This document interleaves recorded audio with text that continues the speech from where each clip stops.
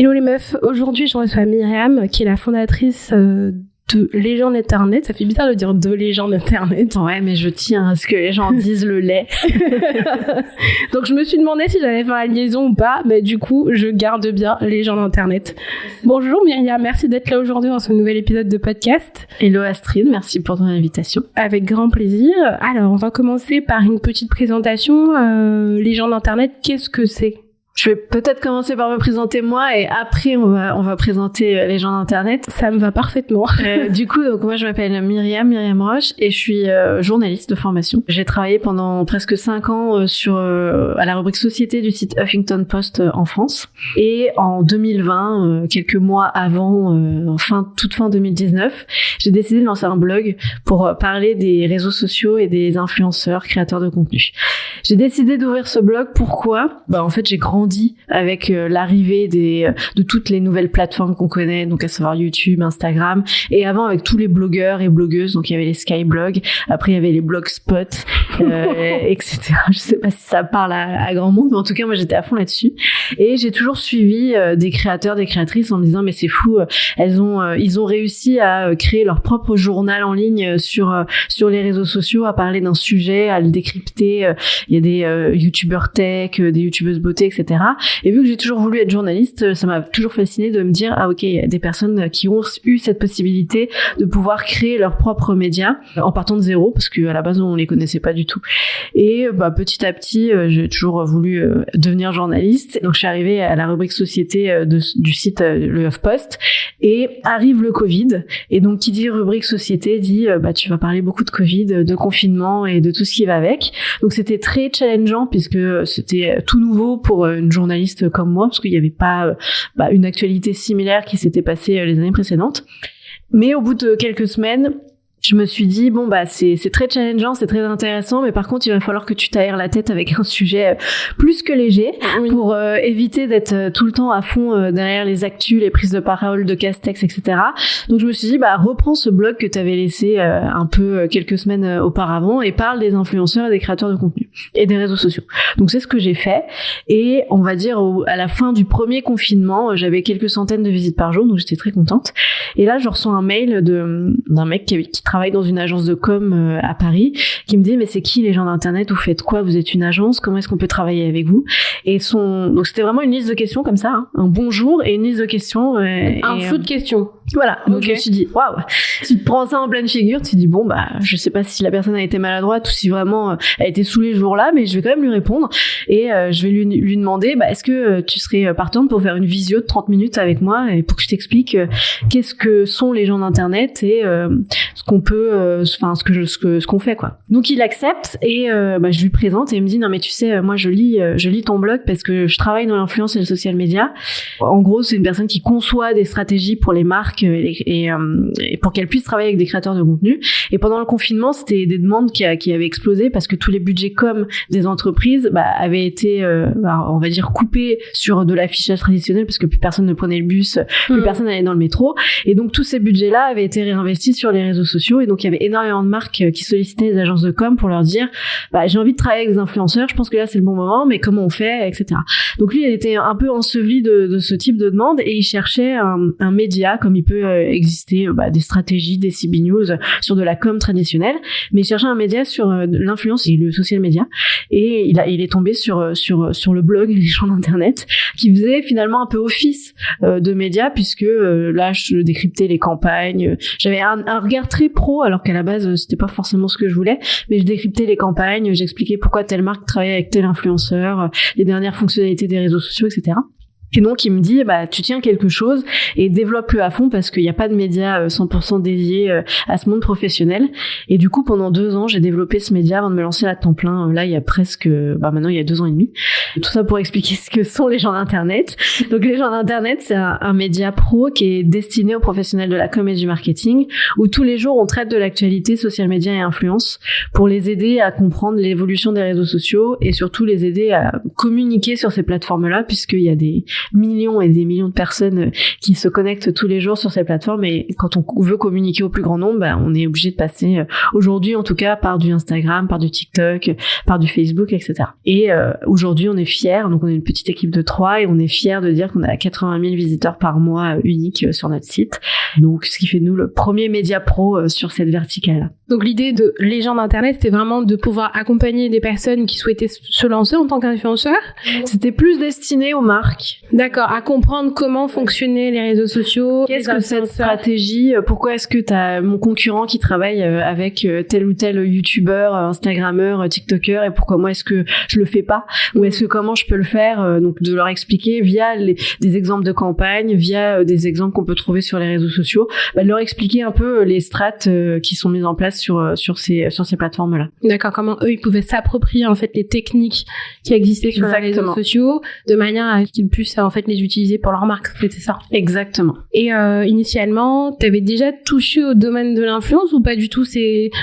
Comment le domaine de l'influence est venu à toi? Parce que t'étais passionnée, mais est-ce qu'à un moment t'as géré une campagne d'influence, t'as fait quelque chose de technique dedans et que là jamais. Donc c'était plutôt l'analyse et décortiquer un peu comment ça a fonctionné, de comprendre la mécanique qu'il y avait derrière. Exactement, d'avoir un regard, on va dire, un peu plus neutre et se mettre en position, prendre un peu plus de hauteur par rapport à tout ce qui pouvait se faire dans ce milieu-là, puisque avant que les gens d'Internet n'arrivent, les personnes qui prenaient la parole, c'était des personnes en agence ou des créateurs ou des plateformes d'influence qui peuvent exister. Moi, je vais pas rentrer trop dans les détails, mais il n'y avait pas de regard neutre, c'est-à-dire un média ou quelqu'un qui avait pas à vendre qui a pas d'intérêt des campagnes, en fait à plancher sur tel sujet, parce que souvent quand on voit des astuces qui sont données, quand on regarde bien, c'est un partenariat qu'il y a eu avec telle marque, etc. Donc c'est pas forcément un contenu neutre. Donc là il y avait vraiment l'aspect journalistique où t'avais un devoir de neutralité finalement. Exactement, et aussi au-delà du devoir de neutralité, nous ce qui nous tient à cœur, c'est de faire de l'actu chaude. Donc c'est-à-dire que là il y a, je te dis n'importe quoi, il y a Instagram qui sort une nouvelle fonctionnalité. Nous dans la journée, il faut qu'on soit capable de à la fois présenter cette nouvelle fonctionnalité, mais expliquer à une marque ou à une agence comment l'utiliser avec des exemples qu'on peut trouver sur les réseaux sociaux. Donc il y a à la fois aller chercher la bonne information et aussi savoir la décrypter et savoir ce qui peut être un plus pour les personnes qui vont nous lire. Donc on se met une double pression en se disant faut qu'on soit toujours en alerte sur les dernières fonctionnalités, les dernières tendances, les dernières choses qui se passent en termes professionnels sur les réseaux sociaux pour qu'on puisse le retranscrire et que les personnes qui nous lisent se disent ok, les gens d'internet, si un jour j'ai une question parce que t'as Instagram qui sort un nouveau truc ce jour-là, je vais sur les gens d'internet et je suis sûre de trouver l'info. D'accord, donc en fait ça vous pousse à tout le temps être à l'affût de tout, parce que les réseaux sociaux, il n'y a pas un domaine qui change autant en fait. Exactement, ça évolue tout le temps, mais on est certes très connecté à ces plateformes-là puisqu'on est obligé, mais par contre on a mis en place des outils de veille, on sait quels sont les sites qu'il faut regarder, on est dans les boucles mail, pareil, des relations presse, donc on reçoit les communiqués de presse quand il y a une nouvelle fonctionnalité, on a également beaucoup de contacts en agence qui peuvent nous dire regardez, tel jour il y a telle campagne qui sort, ça peut être intéressant pour vous. Donc on a travaillé aussi notre relationnel pour qu'on puisse avoir des informations en amont et en tout cas anticiper un peu sur le mois à venir ce qui va arriver. Et après au jour le jour, comme tout métier de journaliste, tu dois prendre un petit peu le pouls de ce qui se passe dans ton secteur d'activité, en tout cas dans celui que tu analyses, et être capable de retranscrire les grandes informations. Donc après ça c'est le métier. Nous on a le nez dans les réseaux sociaux, mais si tu parles à un journaliste économique ou un journaliste culture, il a la tête soit dans les chiffres, soit au cinéma, au théâtre, etc. Donc nous c'est la même chose, mais effectivement sur des applications très connectées. Et quand t'as démarré l'activité, parce que finalement t'avais pas dans l'idée de créer un média finalement. Non.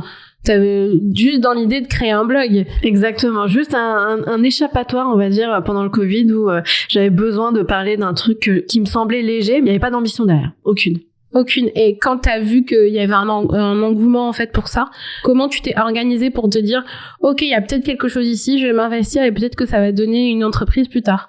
Ça a pris des mois déjà parce que quand t'es journaliste, on t'apprend à écrire et à traiter l'information, mais on t'apprend pas à créer une entreprise. Donc j'ai accueilli, on va dire, cette information. Je me suis dit ok, je sais qu'il y a quelque chose à faire, mais comment on fait? Voilà. Donc, comme une bonne journaliste, je me suis renseignée. J'ai été poser des questions, j'ai été rencontrer d'autres personnes au sein d'agences, de plateformes, etc.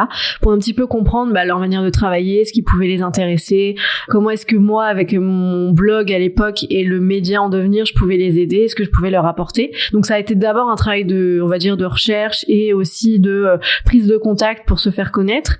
Et après, moi, j'ai beaucoup misé sur le contenu. Je me suis dit, ok, personne n'attend Myriam Roche dans le domaine de l'influence. C'est personne. Ah bon? Personne n'attend les gens d'Internet. On n'en a pas forcément besoin. Donc, moi, je vais prouver à cette industrie que, en fait, je peux leur apporter quelque chose de bénéfique. Et ce que je sais faire, c'est écrire des articles, aller chercher les bonnes informations, faire les interviews, etc. Donc, pendant 2 ans, je me suis tous les jours levée un peu plus tôt avant de partir au travail pour écrire les 3 articles de la journée. Le soir, pareil. Et en me disant, c'est comme ça que tu vas te faire une place, c'est comme ça que tu vas te faire remarquer, et c'est ce qui a fonctionné. C'est-à-dire que de bouche à oreille, et à force aussi de créer du contenu, sur des mots-clés bien précis, influence marketing, influenceur en France, etc., les articles remontaient, et donc ce travail sur le long terme, ça a payé. Et en parallèle, j'ai aussi assisté à pas mal d'événements, puisque à la fin du Covid, il y a eu une reprise des événements et tout ce qui était webinar qu'on pouvait avoir en ligne, on préférait le faire en mode petit déjeuner ou en mode soirée. J'y allais en me présentant, voilà, moi je suis Myriam Roche, les gens d'Internet. J'ai parlé de vous à ce moment-là, je suis contente de vous rencontrer, enfin voilà quoi. Et petit à petit, ça a fonctionné, et surtout ce qui nous a aidé, c'est qu'on est les seuls à avoir cette ligne éditoriale-là, c'est-à-dire que on a très peu de concurrents en presse, et une fois qu'on tombe sur notre site et qu'on a trouvé un article qui peut nous aider, je pense que c'est très facile de s'abonner à notre newsletter et de repartager l'article en interne au sein de l'agence, au sein de la marque, etc. Donc petit à petit, et de bouche à oreille, on a réussi à se faire une place.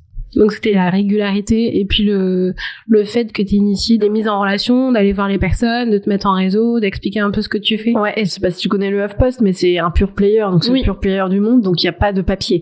Et donc nous, notre travail était analysé, on va dire, par performance. Si le sujet ou l'angle que tu avais trouvé a fait tant de lectures, ça veut dire que ton article a bien fonctionné. D'accord. Donc on était très drivé par ces chiffres, et je me suis dit, moi, si mon site, il faut qu'il ait de l'intérêt, il faut que dessus je sois capable de dire il y a tant de visites par mois. D'accord, donc tu t'es fixé un objectif par rapport aux connaissances que tu avais. Exactement. Donc ça c'était, je me suis dit, grâce à ton contenu, grâce au partage, ou grâce aux personnes que tu vas rencontrer, ça va permettre au site de grandir petit à petit. Mais ça c'était vraiment la première étape. Et après la seconde étape, ça a été de réfléchir à ok, donc là maintenant j'ai à peu près 40 000 visiteurs uniques par mois, ce qui est pas mal. Mais comment est-ce que je vais monétiser ce site-là? Et ça a été un autre travail. Un autre sujet? Un autre sujet, ouais. T'avais pas forcément d'idée, t'avais un objectif, c'est-à-dire de résultats. Tu voulais tant de personnes sur ta plateforme.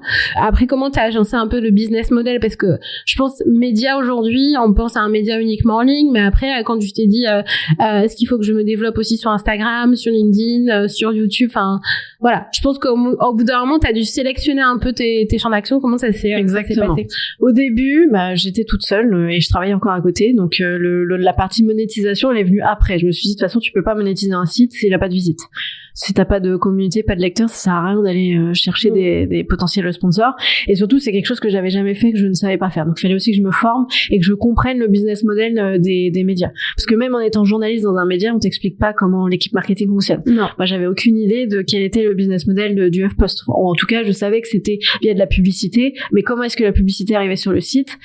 J'en savais rien. Non, voilà. J'avais certainement une équipe au 5e, mais que je n'avais jamais rencontrée. Donc, avec qui je ne pouvais pas échanger. Après avoir travaillé tout ce contenu-là, je me suis dit faut que tu te fasses connaître, que tu te fasses voir, et donc faut que tu passes par des plateformes qui peuvent t'aider, et donc sélectionner les bons réseaux sociaux pour te développer et pour attirer de potentiels sponsors.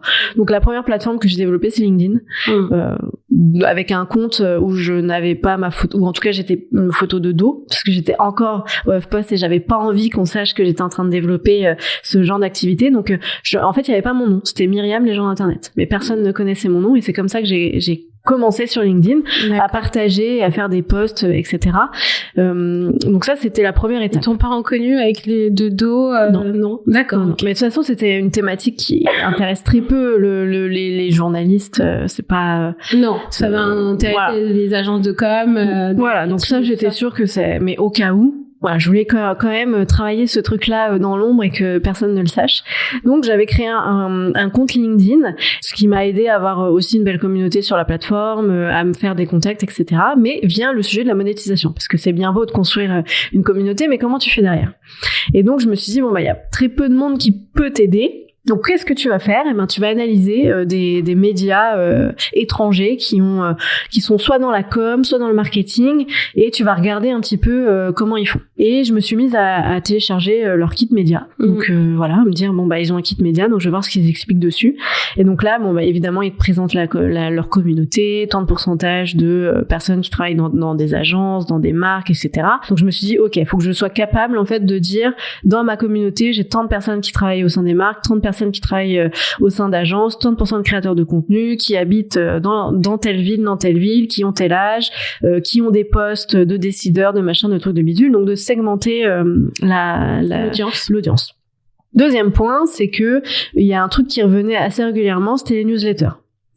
Donc tous les médias ont une newsletter et pour relayer leur article, mais aussi parce que ça permet pareil de vendre des espaces publicitaires. Dans ta newsletter, tu peux mettre une bannière et surtout ce qui est intéressant pour les personnes qui payent dans ta newsletter, c'est que tu as une vue sur qui s'est abonné à ta newsletter.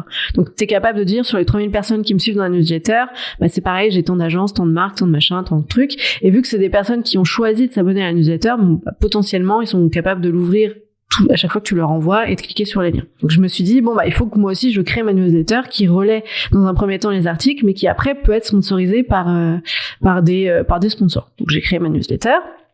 Elle existe encore aujourd'hui, on va y tous les mercredis, où il y a possibilité d'avoir des encas. Donc ça, c'est pareil, j'ai fait. Et après, il y avait un autre point qui était récurrent. Tous ces médias-là font de l'événementiel. C'est-à-dire qu'ils créent des petits déjeuners, ils créent des déjeuners, ils créent des soirées, ils créent des événements sur une journée. Et ces événements, il y a des sponsors, donc minimum 3, et il y a la vente de billets. Enfin, là, c'est enquête d'investigation. Mais bien évidemment, si tu veux comprendre, tu fais comment? Tu pars de moi, zéro. Je te vois en impair. Avec une loupe. Une loupe. Mais non, mais en vrai, c'était un travail hyper intéressant. Donc, je me suis dit, voilà, il y a aussi cette partie événementielle. Donc, ils font des événements parce que, c'est pareil, ça leur permet de se rémunérer. Et après, il y a tout ce qui est basique, on va dire, au sein de la presse. Donc, des articles sponsorisés, des dossiers sponsorisés, tout ce qui peut être sponsorisé sur le site. Donc, ça, c'était les 3 éléments où je me suis dit, ok. Donc, sur mon site, il faut que je sois capable de dire à tel endroit, il peut y avoir une bannière sponsorisée. Là, il peut y avoir un carrousel d'articles sponsorisés. Dans ma newsletter, c'est pareil. Il peut y avoir tel espace sponsorisé. Et on va faire de l'événementiel parce que ça peut être aussi intéressant de faire de l'événementiel. Dans la partie événementielle, c'est un partenariat que tu fais avec une marque? C'est un partenariat que tu fais. Alors nous, on a une partie événementielle qui s'appelle le café de l'influence et le café du social media, et c'est des agences et des plateformes qui nous sponsorisent pour être visibles lors de l'événement. D'accord. En gros, qui animent l'atelier, par exemple. Ils animent soit une conférence, soit ils animent l'espace de networking, soit ils animent la soirée. Ça dépend parce que pareil, j'ai téléchargé les kits médias d'événements et je me suis rendu compte que c'était très segmenté. Tu vois, il y avait plusieurs possibilités, etc. Donc on a fait exactement pareil. D'accord. Et c'est après que, quand t'as compilé tout ça, que tu t'es dit que t'allais faire ton business model avec ça? Exactement. Ça a pris quand même pas mal de mois pour comprendre. C'était un long travail, et il y a aussi eu pas mal de tests. Tu vois, il y a pareil des médias qui ont lancé des clubs. Moi, au début, j'avais lancé un club, ça a pas marché. J'avais 4 personnes, donc autant dire que ça allait pas monétiser grand chose. Donc je me suis dit cette partie-là, on va peut-être la mettre de côté et basta. Et en fait, les premiers sponsors que j'ai eus, c'était de l'achat de bannières, l'achat d'articles, et aussi de l'écriture de livres blancs en marque blanche. C'est-à-dire que tu avais des agences d'influence qui me contactaient pour me dire j'aime bien la manière dont tu écris, la vision que tu as de l'industrie, est-ce que ça te dit d'écrire mon livre blanc pour les fins d'année, etc. D'ailleurs, mon premier sponsor, c'était ça, c'était l'écriture d'un livre blanc pour une plateforme d'influence en décembre. Et tout ça, tu faisais ça en même temps que tu travaillais? Ouais. D'accord. C'était des journées. Et tu faisais combien d'articles par jour pour 3 articles? Un le matin, le midi, un le soir. Fallait que tu vois, dans la journée, les gens, ils arrivaient sur le site le matin, ils trouvaient un nouvel article. Sur la pause de déj, ils pouvaient en parler à leurs collègues. Bim, nouvel article. Le soir, en fin de journée, quand ils partent et que, passé 17h ou 18h, ils ont envie de faire un dernier tour de veille, paf, nouvel article. pour qu'ils aient l'impression que le site vive et que ce soit pas un simple blog. D'accord, et qu'on n'ait pas l'impression qu'il y ait une seule personne derrière. Et généralement, donc j'écrivais les 3 articles le matin avant de partir et je les programmais. En fait, ce qui est bien le matin quand tu te réveilles, c'est que les États-Unis, eux, ont fini leur journée dans la nuit. Donc en fait, souvent il y a des prises de parole de je te dis n'importe quoi, de celui qui gère Instagram, qui va présenter un nouvel outil. Et nous on l'a que le matin parce que il a pris la parole à 15h à Los Angeles et 3h chez toi quoi. Donc ça me permettait d'anticiper déjà les actus de la journée. Et après j'essayais aussi de trouver la veille, tu vois, des sujets que je pouvais traiter le lendemain dans la journée. On a l'impression que c'est énorme, mais au HuffPost, on était parfois à 8 articles par jour. Donc en fait, écrire vite et trouver l'info, dans des médias comme ça, t'es habitué quoi. Donc tu vois, en 1h30, les 3 articles ils étaient faits. 1h30 pour écrire un article. Putain, moi je trouve ça dingue. Pour écrire 3. Non mais assommé, moi je prends une journée pour en écrire un. Ah oui, mais après l'écriture, moi ce que j'aime bien dire, c'est comme le vélo en fait. Plus t'écris, plus tu vas écrire vite et plus les mots ils vont venir. Enfin, nous on passe notre journée à écrire. Donc en fait, tu vois, au bout d'un moment, les phrases tu les réfléchis même plus. C'est toujours les mêmes formulations, c'est le même style et tout. Et après tu reprends. Mais combien de mots tu mets dans des articles? Parce que moi, ça me perturbe, hein, ces 3 articles en 1h30. Ah, je sais pas, c'est 4 paras, généralement. Ok. C'est assez cool. Ouais. Après, nos articles les plus longs, c'est quand on fait du reportage ou qu'on a une interview. Ok. Mais ça, on prend le temps de le faire. Mais après, quand t'as une activité que tu ne vois pas comme du travail, entre guillemets, clairement, c'était surtout challengeant de se dire attends, mais là je vais construire un truc et je vais apprendre parce que dans des métiers dans lesquels t'es depuis plusieurs années, bah t'es un peu confortable. Là, le matin tu sais quoi faire, quand t'arrives t'es très peu challengé. Et en tout cas moi c'était vraiment une période où j'étais très peu challengée. Donc en fait mon temps de cerveau, bah je pouvais le donner aux gens d'internet et le reste de la journée franchement j'étais en mode machine, tu vois, il y avait pas en surmenage, pas du tout. Et c'était ça je me disais mais c'est hyper stimulant parce que t'apprends des trucs quoi, vraiment. En fait ton coup de boost tu le trouvais en dehors quoi. Ouais, exactement. Donc quand t'as construit tout ce business model, là tu t'es dit ok, là je tiens quelque chose. Alors je tiens quelque chose, mais j'ai quand même attendu de me dire est-ce que c'est stable ou pas. Parce que le premier mois tu peux te dire ah bah tiens j'ai une collab, tant mieux, ça va me payer mon premier mois, mais après tu fais quoi. Donc j'ai quand même attendu, je crois c'était 7 mois. Donc j'étais en auto-entreprise. Il fallait que je demande l'autorisation à mes chefs pour lancer l'auto-entreprise. Donc c'est pour ça que j'ai un peu tardé, on va dire. Mais donc ils ont accepté et pendant 7 mois, du coup, j'avais une rentrée d'argent en parallèle de mon CDI. Et au bout de 7 mois, je me suis dit bon bah en fait, tu commences à gagner plus avec ton auto-entreprise que ton CDI. Tu vas pas pouvoir faire les deux parce que ça fait 2 ans que tu fais ça et qu'au bout d'un moment, bah en fait, ton CDI il est très bien, l'équipe est très bien, tu te sens bien, mais c'est vraiment pas ce qui te stimule. Et là, en fait, c'est le moment de te lancer, quoi. En tout cas, j'ai quitté mon CDI au moment où j'étais en train de lancer la première édition du café. Donc je me suis dit, il va y avoir une assez grosse rentrée d'argent en septembre, et je suis partie en mai pour bien préparer l'event, etc. Et puis ça va te demander plus de temps présentiel, ouais. Donc là tu veux plus te permettre. Non. Et puis j'avais accepté de donner des cours, j'avais accepté de faire des conférences en juin, donc je me suis dit bah au bout d'un moment tu vas pas cramer tous tes jours de congé pour aller faire des trucs à côté. Donc vas-y, pars sereinement. Je suis pas partie sereinement du tout, mais par contre c'était un gros saut dans le vide où je me suis dit ouais là tu sais bah, au pire tu pars, tu reviens. Oui, après dans le secteur du journalisme, ce qui est un peu chiant, c'est que c'est vraiment un secteur très tendu et que t'as un CDI, c'est le Graal quoi. Tu t'accroches. Ouais, voilà. D'accord. Je sais que si je veux y retourner, ça sera certainement très compliqué, mais par contre j'ai développé tellement d'autres choses à côté que je pourrais accéder à d'autres postes tout aussi pertinents et surtout moi ce que j'aime bien c'est le challenge. J'ai jamais été trop challengée dans les dernières années où j'étais en contrat, et là c'est le cas, et je me dis mais en fait c'est hyper mais stimulant. tu t'es pas dit quand tu t'es lancé bah j'aurais peut-être dû le faire avant? Ou je t'ai dit bon non, je crois que c'était le bon moment. Non, c'était le bon moment. Parce qu'avant, j'aurais pas pris autant de temps pour réfléchir et me poser sur ok, qu'est-ce que les gens d'internet. T'aurais plus été dans l'urgence en fait. Ouais, de tout essayer et de pas avoir de vision. Enfin voilà. Après aujourd'hui, 2 ans après, je suis encore en train de réfléchir, notamment à notre strate sur les réseaux sociaux. Là, on développe toute la partie vidéo. Bon bah c'est un gros chantier aussi, mais t'es toujours en train de réfléchir à comment tu fais, mais je pense pas qu'avant ça aurait été judicieux. Enfin. Et est-ce que tu t'es fait aider au moment de ton lancement? T'as tout fait toute seule? Non, j'ai tout fait toute seule, ouais. Ok. T'as jamais eu envie d'intégrer un incubateur, parce que maintenant il y a des incubateurs pour médias qui existent? J'avais regardé et en fait moi j'ai toujours eu peur qu'on me juge sur la thématique que je traitais. Les réseaux sociaux, les influenceurs, c'est pas le truc où tu te dis ok c'est hyper smart, tu vas apprendre des trucs de ouf. Et donc je me suis dit dans ces incubateurs là on va dédiés aux médias en tout cas on va te juger, parce que si tu regardes bien c'est des personnes qui vont traiter de la politique, du social, du machin. Moi je vais arriver avec mon média sur les influenceurs, on va me dire mais t'es mignonne, il y a aucun avenir. Donc et j'étais tellement prise dans le quotidien que j'ai dû regarder et après en fait j'ai laissé tomber. Ouais, tu t'es dit que ton business model fonctionnait déjà. Oui, après forcément besoin. C'est toujours bien, je pense, d'avoir un regard extérieur quand même, de se dire et puis d'avoir aussi les bases sur plein de trucs, parce que il y a plein de trucs que j'ai appris en faisant, quoi. Oui, par exemple tout ce qui tu t'es demandé aussi si te fallait une carte presse, etc. Comment tu te présentais Comment tu te présentes, de comment tu fais à la fois le journaliste et la personne qui vend des espaces pubs sur ton site.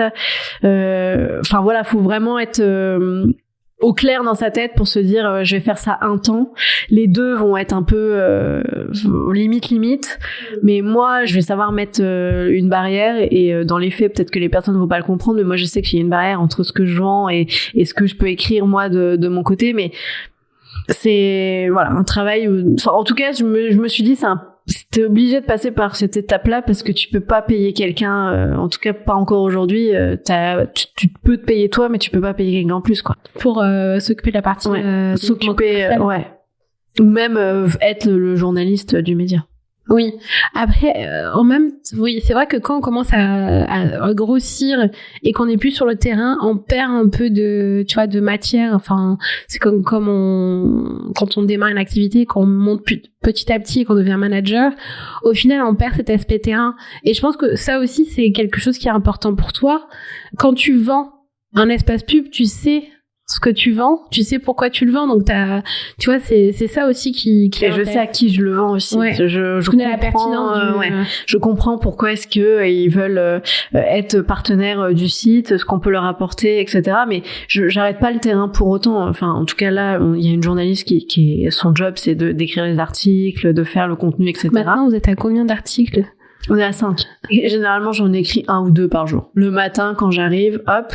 Et après, du coup, je gère toute la partie market et développement commercial où je suis à 100%. Et où c'est à moi d'aller chercher des nouveaux sponsors, de réfléchir à des offres. D'accord. Tout le reste. Tout le reste, ouais. Et comment ça s'est passé pour ton premier recrutement, du coup? Alors mon premier recrutement, c'était une alternante qui s'appelle Emma, qui restait 1 an avec moi, et en fait c'était le moment où je pense voilà, c'était là j'aurais clairement dû avoir un regard extérieur, parce que je me suis dit là c'est bien, tu sais écrire des articles, mais ce qu'il te faut c'est de la visibilité, donc tu vas aller chercher quelqu'un qui fait de la com. Quelqu'un qui fait de la com, donc ça va pouvoir te faire vivre tes réseaux sociaux, faire vivre ton LinkedIn, enfin faire vivre ton média, quoi. Et en fait, c'était beaucoup trop tôt pour avoir quelqu'un en com, parce que il y avait tellement d'autres choses à faire à côté que il y avait aucun intérêt à avoir quelqu'un 100% dédié à la com. C'est bien que Emma, au bout d'un moment, au bout de 6 mois, je crois qu'elle commençait à écrire des articles, parce que je lui disais là j'ai besoin d'aide sur l'écriture d'articles, parce que je peux pas vendre des espaces pubs, gérer le marketing et écrire des articles. Et donc c'est pendant son contrat que je me suis dit en fait là ouais t'as mal géré ton recrutement, ce dont t'as besoin c'est une journaliste qui soit avec toi. Et donc c'est ce que j'ai fait la 2e année. Donc Clara est arrivée la 2e année en septembre 2023 et elle est aujourd'hui en contrat, donc c'est la journaliste officielle des gens d'internet, donc elle est restée avec moi. Et c'est clairement, enfin, je pense que j'aurais eu Clara dès la première année, ça m'aurait permis d'aller encore plus vite. Mais c'est, voilà, j'avais demandé conseil à personne. Je savais qu'il me fallait quelqu'un pour avancer parce que je pouvais pas tout faire toute seule. Mais par contre, j'avais pas choisi le bon profil. Et ça, c'est pas Emma, hein, c'est moi. Mais je pense que du coup, tu vois, typiquement dans un incubateur où quelqu'un qui aurait pu te coacher ou former aurait pu te dire est-ce que t'as vraiment besoin de quelqu'un en com et est-ce que t'as pas besoin de quelqu'un dans l'opérationnel davantage. Non, mais après, un média, il a besoin t'as besoin de quelqu'un pour t'aider à faire du contenu, mais en même temps, t'as besoin de quelqu'un pour valoriser ses contenus. Ouais. Donc, je t'aurais même pas dit 1, mais 2. Ah oui. Ouais, bah, écoute, je ne pouvais que 1, mais je pense que voilà, il y avait aussi un besoin de réflexion de ma part sur, le contenu sur le site, il est bien produit, mais comment est-ce que tu le traduis sur les réseaux sociaux? Et ça, c'était de mon côté où c'était pas ultra clair. Et tu peux pas embaucher quelqu'un, en n'ayant pas une vision claire la personne en face de toi va pas pouvoir te trouver l'idée comme ça de génie. Surtout quand c'est un apprenti. Surtout quand c'est un apprenti et que tu dois le former, en fait. Donc, voilà. Mais après, cette toute première embauche, ça m'a permis de clarifier plein de choses, Et comment t'as vécu un peu cette transition, le fait de devoir manager, driver quelqu'un? C'était stressant. Vraiment stressant parce que je me suis dit, déjà, c'est une alternante qui a envie d'apprendre. Et donc, va falloir que tu lui apprennes des trucs. Déjà, ce stress-là de te dire, elle te fait confiance, elle accepte ton alternance, parce que c'était, des alternances aujourd'hui, il y en a partout. Donc, elle accepte ton alternance, elle accepte de travailler avec toi alors que t'es toute seule dans ta boîte. Et il y a pas d'équipe. Tu vois, l'équipe, c'est moi, quoi. Donc, elle accepte aussi d'être en duo avec toi. Donc, il y avait une sorte de pression, quand même, de te dire, est-ce que ça va bien se passer? Est-ce qu'on va bien s'entendre? Parce qu'un duo, si tu t'entends pas avec la personne, c'est vachement dur. Quand même. Voilà. Et puis, c'est surtout une toute jeune étudiante qui a envie de découvrir ce milieu, qui a envie d'apprendre plein de trucs. Il faut être capable de, le matin, lui dire clairement quoi faire, à quoi ça va servir, comment est-ce que elle va reproduire ça dans une autre entreprise plus tard, etc. Donc, il y avait plein de pression, à la fois de côté formation, management, connaissances. Et tu t'es formée pour ça ou non, toujours pas. T'as pris ton impair? Pas du tout. Je me suis dit vas-y au feeling à l'instant. Ça va le faire. Bon, ça l'a fait. Hein. C'est juste problème de profil. Ouais. Après, je pense que t'avais besoin aussi. J'ai l'impression que t'es vraiment dans l'action en fait. Ouais. Tu t'apprends et tu vois ce que ça donne et puis t'apprends, c'est bon, c'est pas bon, t'expérimentes quoi. Exactement. Tu m'as bien cerné. Ouais. Non, parce qu'on a toujours tendance à trop réfléchir, au final on fait rien parce qu'on réfléchit trop. Ouais, mais c'est bien aussi de réfléchir parfois quand même. Hein. Ouais. Tu peux être dans l'action, mais de prendre le temps de réfléchir un peu avant pour savoir ce que tu fais. C'est aussi ce que j'ai appris ces 2 dernières années, tu vois, c'est de me dire, ok, il y a à faire, mais est-ce que tu prendrais pas une semaine supplémentaire pour juste réfléchir vraiment à la direction tu poses le truc et tu dis, est-ce que dans une semaine j'aurai encore la même idée Ouais. C'est-à-dire que c'est pertinent. Ouais. Des fois, et pareil, tu vois, je fais ça tous les 3 mois aussi, de me poser et de me dire, ok, donc là, le dernier trimestre, c'était quoi tes objectifs? Est-ce que tu les as atteints? Qu'est-ce qui a fonctionné? Qu'est-ce qui n'a pas fonctionné? Qu'est-ce que tu peux réitérer? Qu'est-ce que tu dois changer? Et ça, c'est des choses que je faisais pas avant, tu vois, quand j'étais en auto-positionnement pour savoir à quel niveau de performance tu es. Ouais. Trop bien. Sinon, t'avances en faisant des actions, mais tu sais pas si elles sont pertinentes ou pas. Ouais. Donc, c'est quand même, si ça marche pas, tu peux pas dire, ça marche pas parce que, oui, ça marche pas, mais c'est parce que t'as pas essayé autrement, donc. Ok. Donc tous les 3 mois. Ouais. En début, de trimestre, on va dire, tu te fixes des objectifs. Ouais. Et après, 3 mois après, tu regardes si des objectifs sont atteints. Non, c'est exactement. Ok. Ça, j'ai dû le lire dans un livre. Non, mais, je sais pas si je l'ai inventé, mais non, mais c'est très bien, c'est très sain en fait. Et puis ça te permet de voir comment tu avances, si c'est efficace, c'est pas efficace. Parce qu'au final, quand t'es toute seule, y a personne pour te driver, pour te dire ce que tu fais c'est bien ou pas. Ça, voilà. Et ça, c'est un problème que j'ai eu, de me dire, en fait, tu ne peux réfléchir parfois qu'avec toi-même. C'est compliqué. Là, par exemple, ce mardi après-midi, et ce soir, j'ai un ancien collègue qui gère tout le social media de l'INA, Je sais pas si tu vois les vidéos là. Et donc il est très fort en stratégie social media, etc. Et donc je vais dîner avec lui et je vais en même temps lui poser la question de lui dire bon bah voilà, est-ce qu'on peut faire un travail tous les deux, tu regardes ce qu'on fait sur nos réseaux sociaux, je te donne moi la stratégie qu'on voudrait mettre en place à partir de janvier 2025, c'est quoi tes retours? Et en fait avec ces regards extérieurs, j'ai, on va dire, une sorte de retour un peu construit sur est-ce qu'on va dans la bonne direction, parce qu'à force d'être tellement enfermé dans ce que tu fais, c'est compliqué de prendre de la hauteur, et prendre du recul pour ça. Ouais, exactement. Donc, quand je sens que là, je peux pas réfléchir moi-même ou que Clara ou Estelle on peut pas aller plus loin dans nos réflexions parce qu'on est tellement enfermé dans ce qu'on fait, bon, bah, faut solliciter une aide extérieure. Et il y a toujours un copain, ou même moi, mon copain, il connaît rien à l'influence et aux réseaux sociaux. D'accord. Mais vraiment rien du tout, quoi.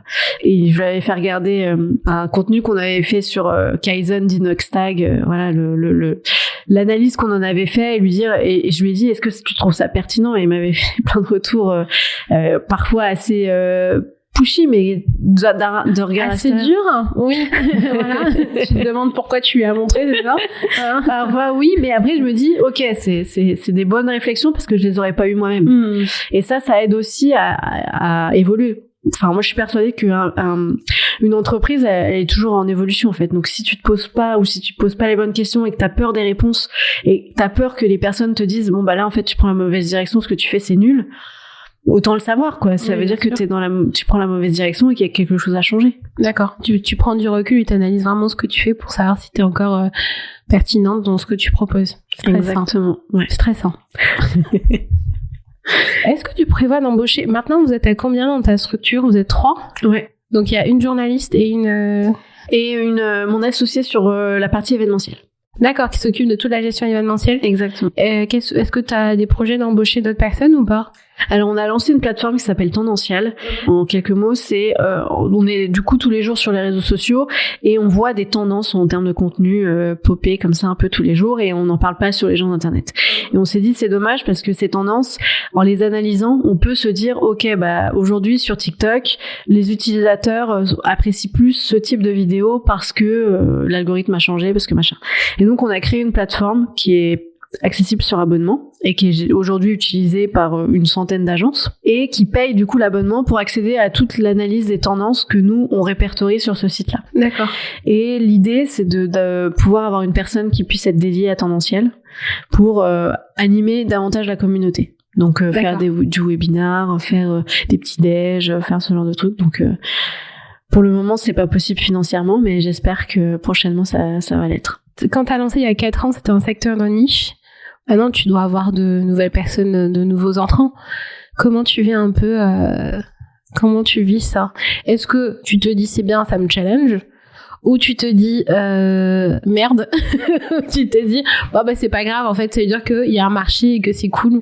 Je pense que depuis le début il y a toujours eu des concurrents de près ou de loin, mais c'est bien d'en avoir déjà comme dans tous les marchés parce que c'est stimulant et challengeant, mais après je me dis que nous avec notre savoir-faire les gens d'internet, bah ils peuvent pas l'avoir, donc ils peuvent certes traiter les mêmes infos ou être aux mêmes événements que nous, mais ils font jamais la même chose que nous, et inversement on fera jamais la même chose qu'eux parce qu'on n'a pas leur savoir-faire, etc. Et si aujourd'hui on a 80 000 visites sur notre site, c'est qu'on a notre place et qu'on n'a pas à espérer être un tel ou un tel. Donc c'est à la fois challengeant. Après, je trouve qu'en France, ça va, c'est gentillet, quoi. Les concurrents se connaissent, on se serre la main, on se dit bonjour, on chine.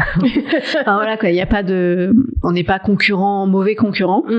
Et après, ce que ça dit de l'industrie, bah, moi, depuis que je m'intéresse à cette industrie, en fait, elle change pratiquement tous les trimestres. Donc, on n'est pas à l'abri qu'il y ait d'autres concurrents qui arrivent, qui fassent différemment, que ça continue d'évoluer. Mais en tout cas, ce que je vois, c'est que le secteur se professionnalise de plus en plus. Et que c'est intéressant du coup d'être là pendant cette professionnalisation parce qu'on voit tout ce qui se passe de la loi du 9 juin 2023 en passant par la DGCCRF qui réprimande tel ou tel créateur de contenu. Donc, il y a plein d'actu, plein de choses à faire. Et ça va continuer d'évoluer, donc à voir ce que ça donne. Et quelle sera la suite pour les gens d'Internet? Les gens d'Internet, moi j'ai envie que ce soit la marque, le nom qu'on a sur les lèvres quand on pense aux réseaux sociaux.